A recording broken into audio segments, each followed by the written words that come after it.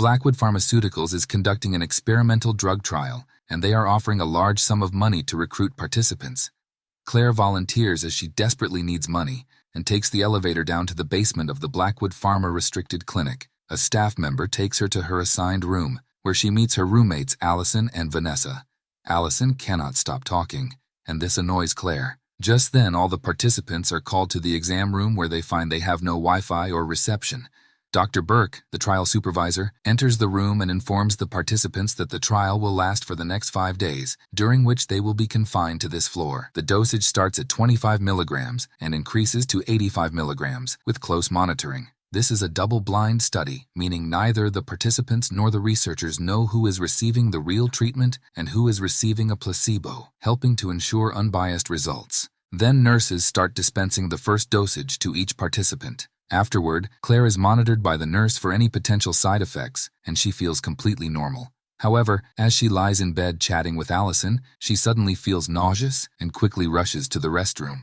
On her way back, she bumps into another participant, Amir, who is a medical student. He tells her that Blackwood contacted him about the trial, and he sees this as a great opportunity to showcase his abilities because he wants to intern with the company. That night, Claire struggles to sleep and wakes up to find the beds beside hers empty. She then goes to the lounge room to find everyone gathered there, unable to fall asleep and beginning to feel worried. The next day, Dr. Burke reassures them that it's just mild insomnia, which is normal, and the nurses conduct thorough checks on them. In the office, Dr. Burke contacts the company as she believes the medication is causing severe brain inflammation in the participants by affecting their central nervous systems, and the effects are spreading rapidly. However, since it's a double-blind trial, the company refuses to provide any information. Then, a higher-up takes over the conversation with her. Afterwards, she informs the participants that the trial has changed course, and now the objective is to see how long each participant can go without sleeping. After Claire takes the increased dosage, she undergoes an MRI scan and starts panicking as she recalls a traumatic past involving being locked up in an enclosed space. The next day, the group begins to question the experiment upon realizing that the dosage has been increased again, and they all refuse to take it. Dr. Burke enters and informs them that they are free to leave if they don't wish to continue. She also mentions that there will be an additional payment of $30,000 for each participant who chooses to continue. While everyone else seems excited about the offer, Claire and Amir appear uncertain. The group decides to have a party to celebrate, and Allison and Claire dance together. Claire then starts to feel tired and decides to inform Dr. Burke. Dr. Burke has a video conference with the company's higher-ups and pleads with them to stop the trial, as the participants' immune systems are being destroyed. The company not only refuses to stop, but also decides to increase the dosage. While the group is hanging around the lounge, dreaming about how they'll spend the money, Claire is nearly falling asleep, and Allison talks to her to keep her awake. During their conversation, Claire is insensitive towards Allison, who decides to walk away. Meanwhile, Amir sneaks into Dr. Burke's office, where he discovers their brain scan results on the computer and realizes their situation. He then attempts to copy them onto a flash drive. Claire notices Allison sitting alone and decides to apologize, only to find her sleeping. However, as she tries to wake her up, Allison starts bleeding from her nose, eyes, and ears, and then begins to have a seizure. She falls to the floor. Her body continues to convulse until she stops moving. Dr. Burke witnesses this and is in shock. Suddenly, a security breach occurs, initiating a lockdown protocol. Everyone rushes towards the exit, but as the door closes, Dr. Burke attempts to cross anyway and gets stabbed by the door spikes. Ray and Marcus manage to drag her out, but it is too late. Dr. Burke apologizes before she dies. The entire area is under a 24-hour lockdown. Amir shows up and tells the group they need to stay awake because they will die if they fall asleep. He shares the information he discovered on Dr. Burke's computer, explaining that their brains have been pushed into overdrive for the past 4 days, and now they're shutting down. The others try to break the door open, but he tells them it's an automated security protocol, and the door can only be opened once the lockdown is over.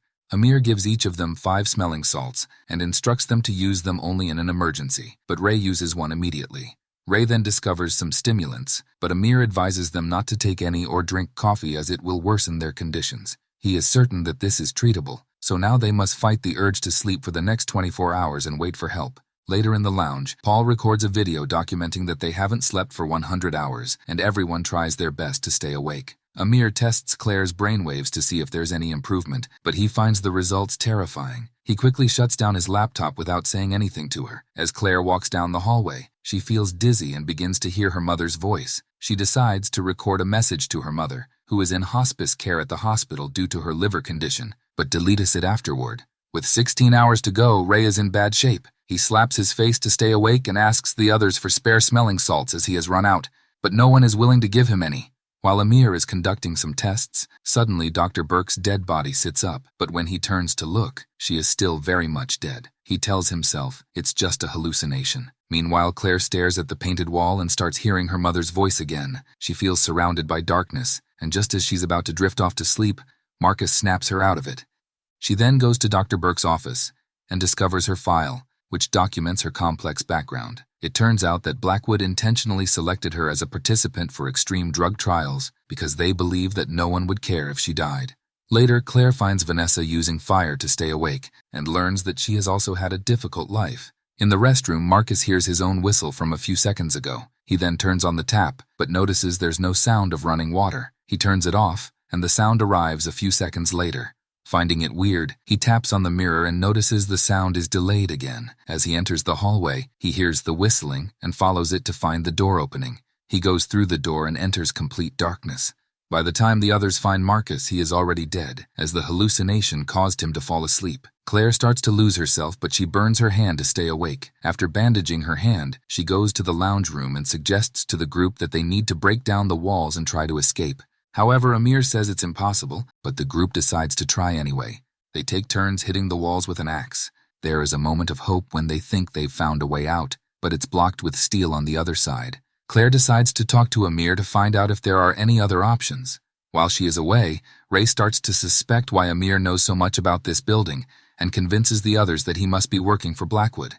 When Claire finds Amir, he is experiencing hallucinations of Dr. Burke. He gives her a confession letter, admitting that triggering the lockdown was his fault when he attempted to copy the files. Feeling guilty, Amir decides to fall asleep, but Claire stops him and tries to encourage him. Amir then comes up with an idea. He suggests using methyl iodide poison to create an effect that would typically cause brain death. However, given the side effects they are experiencing, he believes he can devise a solution to extend the time they stay awake. Claire rushes to inform the others but bumps into Paul, who warns her not to trust Amir and reveals an empty bottle of stimulants he found in Amir's belongings, contradicting Amir's earlier warning not to take them. Suddenly, the power cuts out, forcing them to use their phone flashlights to search for the fuse box to restore power. In the darkness, Claire begins to hear unsettling voices and experiences hallucinations. She struggles through and eventually manages to restore power. Then, she discovers Paul unconscious but wakes him up just in time. Back in the room, the group confronts Amir about the stimulants and suspects he sabotaged the fuse. He denies messing with the power and claims he poured out the pills for safety, but no one believes him. Ray punches him and ties him up with Paul's help, intending to torture him for answers. Claire stops him by revealing that Amir has been working on a cure. She volunteers to test it first to prove its safety to the others. Amir instructs Paul on how to make it. While he is occupied, Vanessa confronts Ray in private about tripping the fuse. Ray admits that he wanted Amir to fall asleep to prove that he hadn't taken the new drug like the rest of them. Vanessa offers her help and plans to sedate Amir. Paul finishes preparing the solution and gets ready to inject Claire.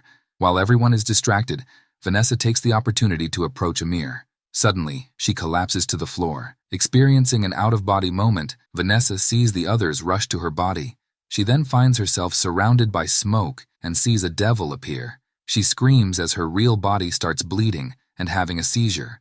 Paul rushes to grab the cure, but Vanessa's violent convulsions knock the needle away and break it before she dies. To make matters worse, Paul accidentally knocked over the remaining solutions during the chaos, spilling them all over the floor. Amir begins to laugh like a maniac, causing Claire to lose control and threaten him with a knife. When she snaps out of it, she decides to leave the room and heads to the lounge room, where she finds herself hallucinating again while staring at the painted wall, but manages to wake herself up with smelling salts. Claire coincidentally discovers that the wall is hollow and calls Paul over. They break through the wall and find a secret autopsy room where a door leads them to an elevator. Paul suggests taking it and leaving the others behind. Meanwhile, Amir begins to hallucinate. He sees Dr. Burke convincing him that the others have abandoned him to die and urges him to fight and escape, pointing to a nearby knife. Ray mourns for Vanessa but discovers Amir's confession note in her pocket, which angers him. Ray then goes to find Amir and attempts to get revenge on him, prompting Amir to scream for help. Claire and Paul hear the screams and rush back. Ray tries to kill Amir, but Amir struggles and breaks free. He then grabs the knife and stabs Ray multiple times to death. When Claire and Paul arrive, Amir's hallucinations drive him to chase them with a knife. Paul runs to the lounge room and locks the door behind him, leaving Claire with no choice but to run to the MRI room. Amir catches up to her, and in the struggle they accidentally activate the MRI machine. As Amir is about to stab Claire, the magnetism from the MRI machine pulls the knife away, allowing Claire to kick him and escape. Meanwhile, Paul enters the elevator to leave, only to realize it's an incinerator and dies screaming.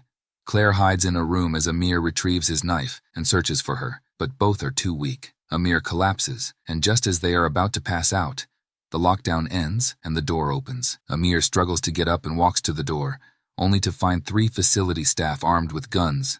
Suddenly, Claire hears a gunshot, and Amir is killed. The team searches the floor to check if everyone is dead.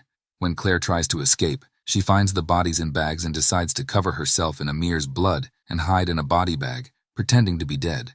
The bodies are then loaded into a van.